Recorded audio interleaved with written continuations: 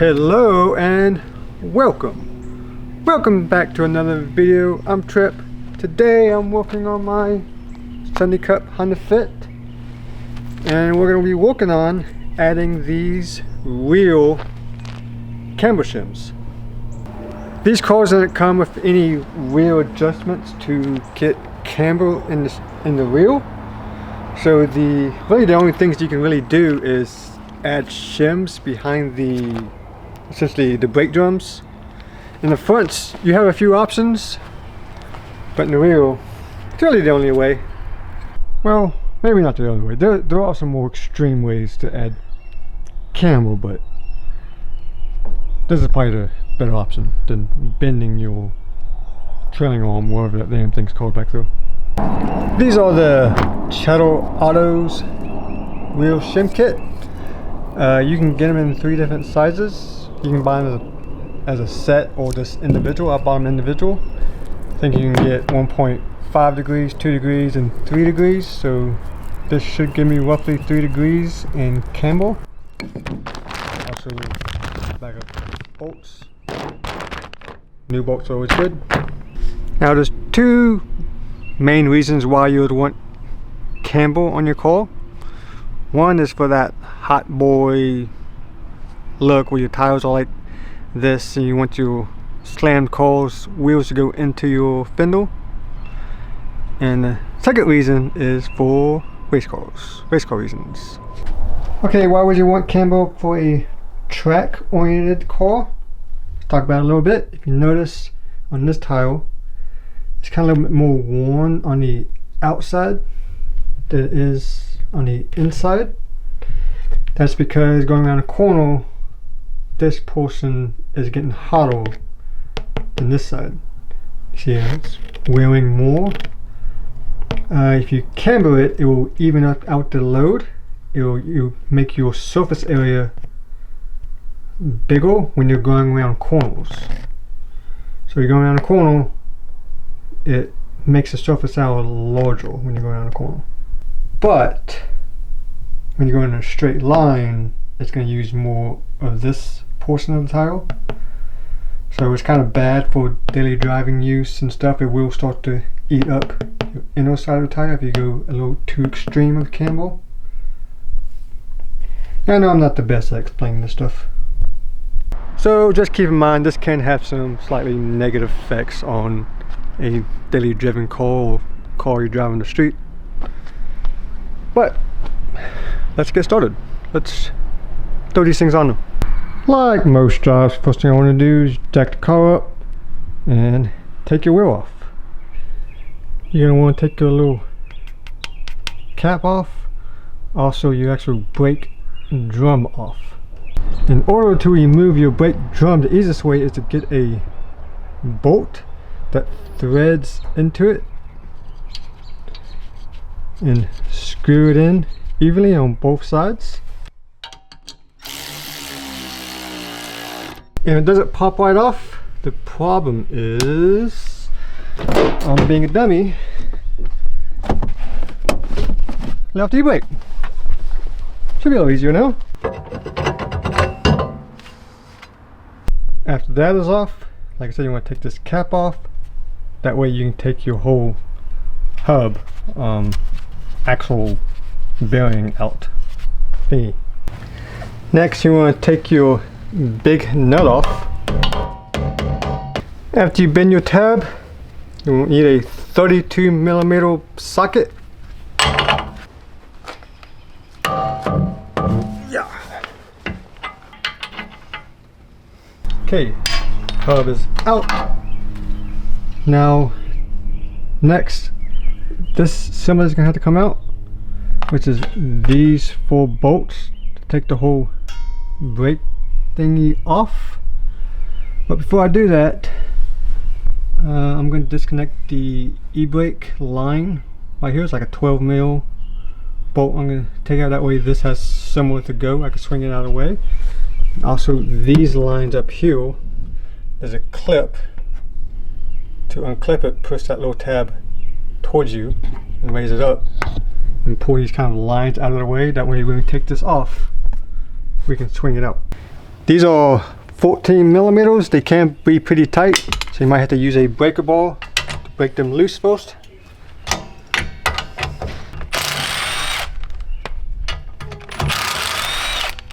Okay, I got my 14 millimeters out, but before I pull this off, there is a 10 mil back here that goes to your ABS sensor with this line here. Just be careful, sometimes they can be fragile and break off. Take your 10 mil out, don't lose it. Wiggle this little guy out, and she's free. She's out of the way. See if we can pull this out of the way. Yeah, there we go. Okay, next agenda, you want to take this little spindle off, and to take it off, there's a 6 millimeter hex bit Allen head right there. You gotta take that out. It's probably one of those things wouldn't be a bad idea to soak some WD-40 or PB Blaster or something.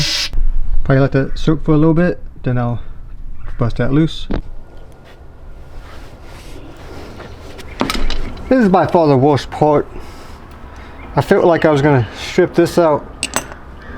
So I'm gonna try a Allen wrench, breaker ball.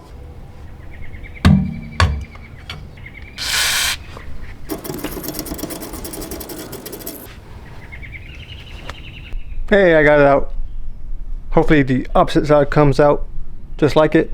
If you have a northern car where the car is a lot rustier, you might not have much luck. Some people will have to drill this out or weld like a nut onto it or something to break it loose. So yeah, so just be careful, take it easy. Now that my screw's out, now if this has to come off, you might have to beat it off, put the nut on it, that way I don't mess up the threads.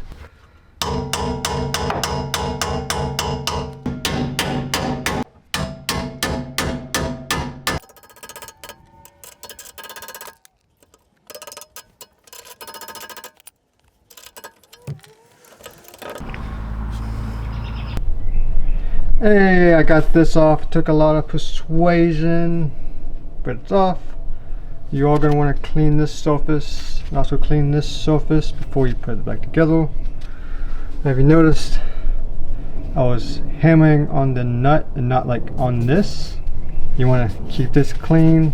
You don't want to put a bunch of big dings and dents in it. You also don't want to mess up your threads. Okay, I got my surfaces all cleaned up. Now I'm ready for my shim. Note that this little tab will face down.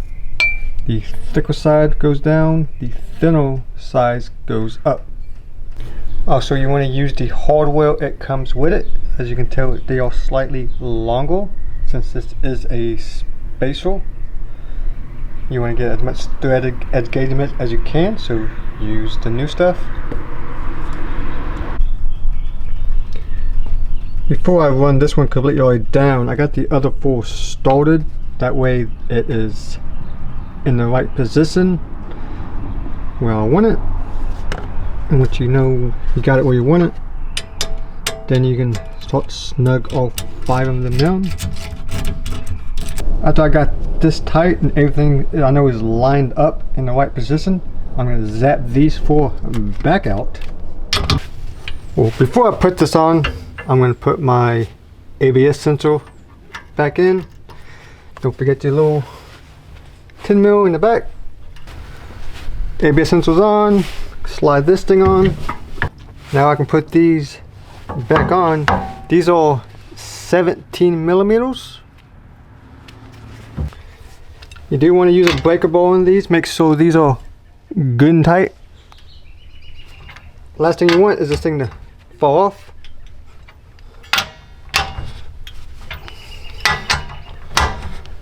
Okay, I got those all good and tight. It's not gonna fall apart. If you're here and doing this, this is a good opportunity to check your brakes. My shoes are getting a little thin. probably wouldn't be a bad idea to replace these soon. These do tend to last a long time. Also, if you're tracking these cars, it's not a bad idea to put ARP studs on all four corners, like these.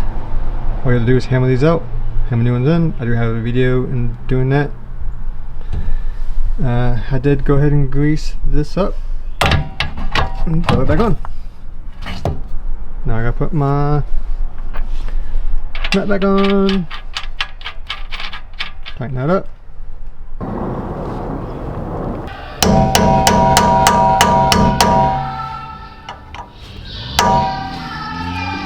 What the fuck is that?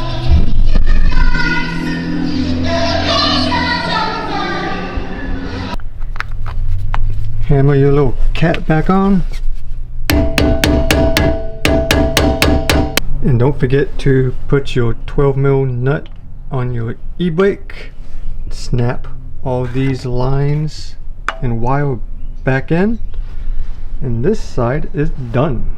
Of course, all that's left is to throw the tire back on and do the opposite side. Everything's the same on that side, but I will show you the difference in camber between the camber side and the non-camber side. You can kind of see how that back wheel is cambering in to kind of match the front. I have a camber bolts in the front. Let's look at the other side. See if it's a little bit more straight. I probably should have went with the 2-degree shim, since I do drive this more on the street than I do on the track.